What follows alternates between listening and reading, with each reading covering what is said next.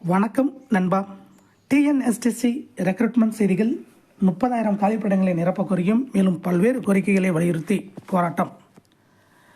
ஊதிய ஒப்பந்தத்தை பேச்சுவார்த்தை தொடங்க கோரி மறியல், போக்குவரத்து தொழிலாளர்கள் கைது. ஊதிய ஒப்பந்த பேச்சுவார்த்தை உள்பட பல்வேறு கோரிக்கைகளை வலியுறுத்தி சேலம் மையனூர் போக்குவரத்து பணிமனை முன்பு புதன்கிழமை மறியல் போராட்டத்தில் ஈடுபட்ட 200க்கும் மேற்பட்ட போக்குவரத்து கழக தொழிலாளர்கள் 200க்கும் மேற்பட்டோரை காவல்துறையினர் கைது செய்தனர்.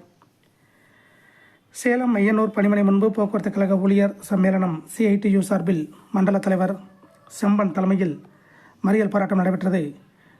இதில் போக்குவரத்து கழக தொழிலாளர்களுக்கான 15வது ஊதிய ஒப்பந்த பேச்சுவார்த்தையை உடனடியாக நடத்த வேண்டும், ஓய்வூதிய தொழிலாளர்களுக்கு 8 ஆண்டுகளுக்கு மேலாக நிறுத்தி வைக்கப்பட்டுள்ள அகவிலைப்படி உயர்வை உடனடியாக வழங்க வேண்டும், போக்குவரத்து கழகங்களில் காலியாக உள்ள 30,000 பணியிடங்களை உடனடியாக நிரப்ப வேண்டும் என்பன உள்ளிட்ட பல்வேறு கோரிக்கைகளை வலியுறுத்தி முழக்கங்கள் எழுப்பப்பட்டன. இதுகுறித்து CITU மாநில துணைத் தலைவர் தியாகராஜன் செய்தியாளர்களிடம் கூறியதாவது: திமுக அரசு தனது தேர்தல் அறிக்கையில் அறிவித்தபடி பழைய ஓய்வூதிய திட்டத்தை வழங்க வேண்டும், போக்குவரத்து ஊழியர்களுக்கு வழங்க வேண்டிய ரூபாய் 15,000 கோடி பணத்தை உடனடியாக வழங்க வேண்டும், ஓய்வூதியர்களின் மருத்துவ காப்பீடு திட்டத்தை முறையாக அமல்படுத்த வேண்டும் உள்ளிட்ட கோரிக்கைகளை வலியுறுத்தி மறியலில் ஈடுபட்டதாக தெரிவித்தார்.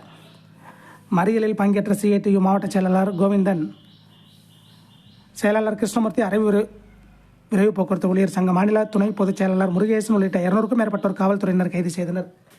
இதை போன்ற போக்குவரத்து துறை அப்டேட்டுகளை தெரிந்து கொள்ள நம்ம சேனல் சப்ஸ்கிரைப் பண்ணுங்கள், ஷேர் பண்ணுங்கள், லைக் பண்ணுங்கள். நன்றி, வணக்கம்.